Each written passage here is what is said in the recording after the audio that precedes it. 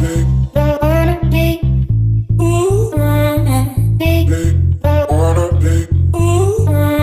wanted to show how we use planners for our homeschool and how we stay organized.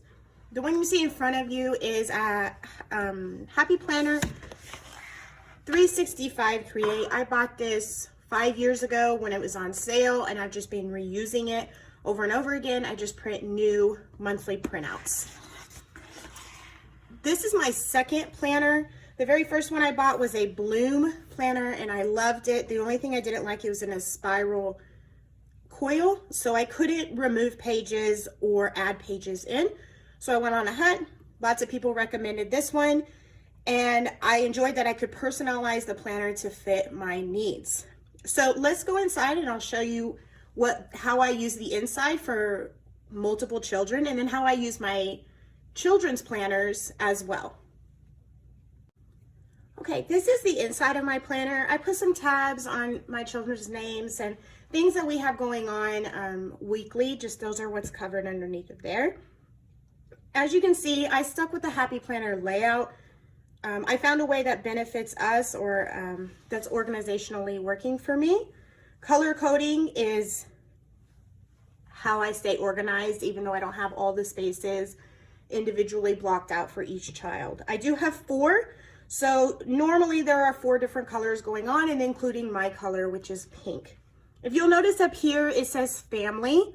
This is anything of my to-do items that I need to do, or reminders about the house that need to be done, or chores that I need to remind the kids that they need to do. Everything goes up in there. The next line is for my 2 oldest children. These are just reminders of things that I know that they're going to need my help on.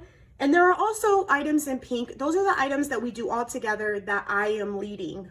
So Fix It, for example, we do on the board together.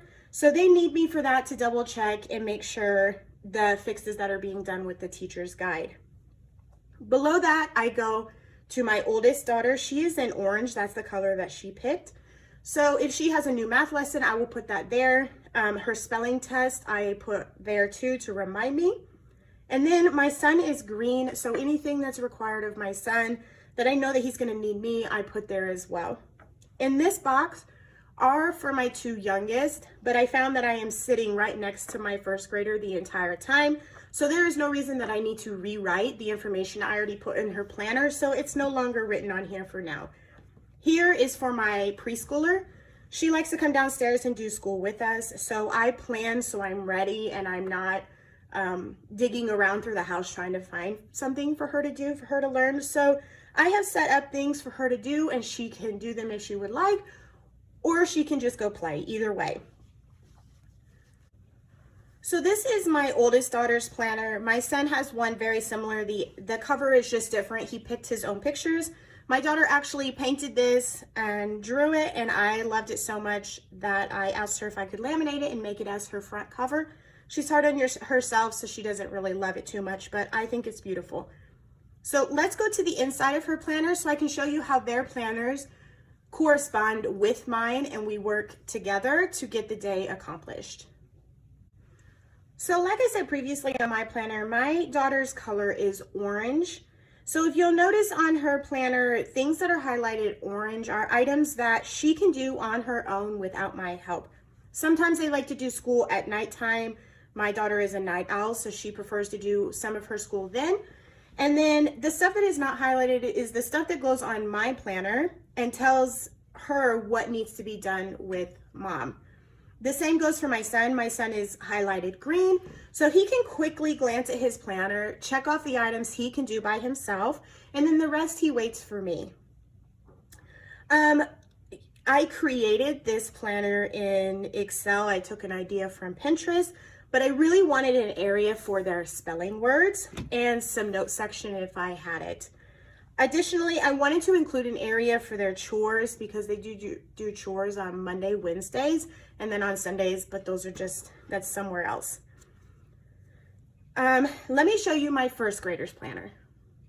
This is my first grader's planner. Again, we made it ourselves. She picked out the pictures and I just printed it for her. So let's go on to the inside so you can see what it looks like. And my son has spilled coffee on it, so it looks nice and ancient, but I don't want to reprint and waste paper because at the end of the year, this will just get thrown away anyways. So I took this idea from Layers of Learning website. I really liked that they had these pictures for her whenever, so she could tell which subjects she was doing. What I added was this daily chore list for her, and then I wanted a space as well for her spelling words, so I can look back and see through the weeks what spelling words she's been practicing. Hers is not highlighted. She can't read yet, or she can't read all of this information. So we go through together and I get out all her schoolwork in the morning, and then she can go through and she can kind of guess, like if it's math, where the math is located because it's all written in the same place. And we just go through and we check it off. So finally, I just wanted to do a side-by-side on this is my planner and then this is my daughter's. So as you can see, we both have Fix It on here. We both have Bible study, and I just go down the list and I add it. This allows me to grab my planner quickly, and I can tell whether today is going to be heavy teaching day on my part, or if it's going to be a very light day and very easygoing, and I can structure the day around. We usually have a rhythm of how things are done, so I can gauge whether I'm going to need to bring them down a little bit sooner to get started, or if we can just take a little easygoing. So this way allows me to quickly see what needs to happen for the day. This quickly allows my daughter to see what she can do by herself, and then how much more is going to be required of mom. Hopefully this helped you, and maybe you can implement this system. This has worked for us now for 2 years. If you have a better way, I would love to hear it in the comments. Happy homeschooling.